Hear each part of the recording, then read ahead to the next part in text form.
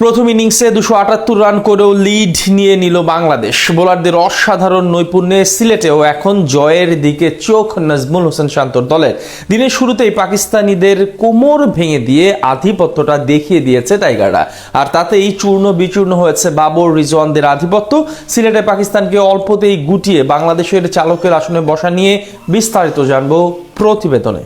Bat হাতে প্রথম দিনের শুরুটা ভালো না গেলেও লিটনের শতকে ভর করে ম্যাচে ফিরে আসে টাইগাররা। যদিও প্রথম দিন শেষ হবার আগেই অল আউট হতে হয়েছে 278 রানে, তবে এই রানটাও পাকিস্তানের কাছে হয়ে গেছে পাহাড় সম। দ্বিতীয় দিনের শুরু থেকেই টাইগার বোলারদের নিয়ন্ত্রিত বোলিংয়ে চাপে পড়ে যায় সফরকারীরা, যার ফলে প্রথম ইনিংসেই বড় লিড পেয়েছে টাইগাররা।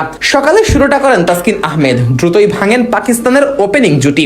অফ স্টাম্পের বাইরে থাকা বল ড্রাইভ করতে গিয়ে ব্যাটের কানায় লেগে উইকেটের পেছনে ক্যাচ দেন আব্দুল্লাহ ফাজল। দারুণ ড্রাইভ দিয়ে সেই ক্যাচ লুফে নেন উইকেট রক্ষক লিটন দাস। কিছু সময় পর আবারও আঘাত হানেন সেই তাসকিন। এবার আজান আওয়াইজকে বোকা বানান লেট সুইংয়ে। ডিফেন্স করতে গিয়ে ব্যাটের কানায় লেগে শর্ট লেগে ক্যাচ দেন এই ওপেনার। সহজ ক্যাচ নেন মমিনুল হক। দ্রুত দুই ওপেনারকে হারিয়ে চাপে পড়ে যায় পাকিস্তান, তবে তখন ক্রিজে এসে শান মাসুদ ও বাবার আজম কিছুটা প্রতিরোধ করার চেষ্টা করেন। দুজনেই রান তুলছিলেন অনায়াসে। বিশেষ করে বাবার আজম তো শুরু থেকেই করতে থাকেন সাবলীল ব্যাটিং। এই জুটি ভাঙতে নাহিদ রানার বলের রিভিউ নিয়েও সফল হয়নি বাংলাদেশ, তবে বোলিং এ পরিবর্তন এনে পাকিস্তানকে বোকা বানান অধিনায়ক শান্ত। দিনে নিজের প্রথম ওভারেই সাফল্য এনে দেন মেহেদী হাসান মিরাজ, তবে তার করা কিছুটা খাটো লেন্থের বল জোরে খেলতে গিয়ে শর্ট কাভারে ক্যাচ দেন পাকিস্তান অধিনায়ক শান মাসুদ। বদলি ফিল্ডার নাইম হাসান দারুণ রিফ্লেক্সে নিচু ক্যাচটি নেন। 26 বলে 21 রান করে ফেরেন মাসুদ। পরের উইকেট পেতেও মিরাজকে অপেক্ষা করতে হয়নি বেশিক্ষণ। এবার তিনি ফেরান সাউথ শাকিলকে।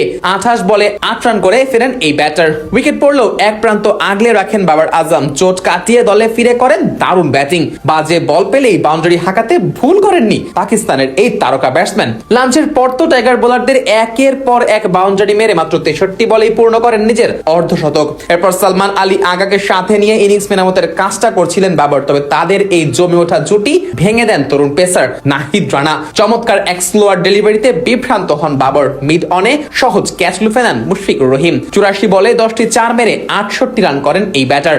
আর তার বিদায়ে আবারও চাপে পড়ে পাকিস্তান। বাবরের পর বেশিক্ষণ টিকতে পারেননি সালমান আলী আগাও। বাহাতি স্পিনার তাইজুল ইসলামের বলে 21 রান করে ফেরেন এই ব্যাটার। তাইজুলের ঘূর্ণির কাছে ফিরতে হয়েছে রিজওয়ানকেও। 13 রানে বোল্ড হয়ে ফিরেছেন এই ব্যাটার। হাসান আলীও 18 রানের বেশি করতে পারেননি, তিনিও ফিরে যান তাইজুলের শিকার হয়ে। আর তাতে করে ধসে পড়ে পুরো পাকিস্তানের ব্যাটিং লাইন আপ।